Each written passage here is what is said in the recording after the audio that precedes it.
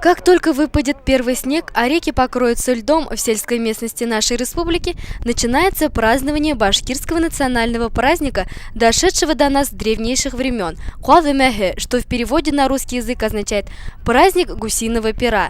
Жители нашего района всегда стараются поддерживать национальные обычаи и традиции башкирского народа. Так, в деревне Басурмановка на днях прошел такой праздник гуся.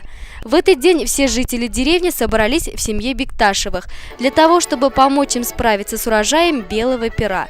С утра на подмогу к ним пришли родственницы, работящие соседки и молодые девушки. Мужчины забили 2 десятка птиц, а женщины под народные песни и прибаутки ощипывали гусей.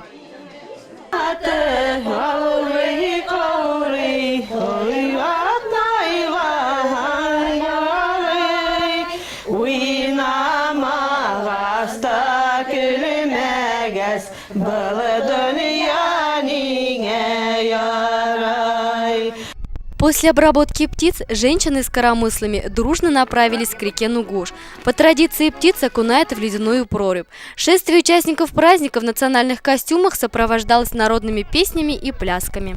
Жители деревни Басурмановка устроили настоящий праздник и старались соблюсти все правила национального обычая, башкирские национальные костюмы и народные напевы во время работы.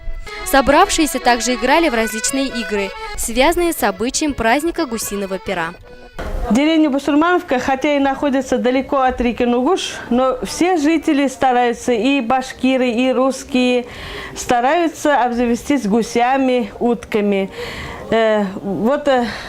Осенью наша улица вся полна белым-бело гусями. И мы все осенью, когда приходит пора собирать урожай, все друг другу помогаем, проводим вот такие праздники.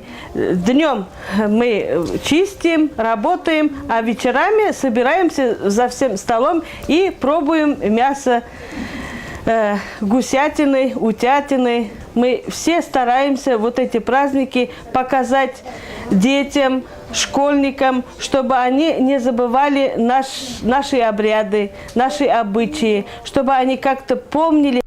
Праздник гусиного пера сохранился в своем первозданном виде и является красочным завершением трудов, проведенных на селе. Благодаря таким мероприятиям подрастающее поколение может поближе узнать традиции своего народа и следовать им.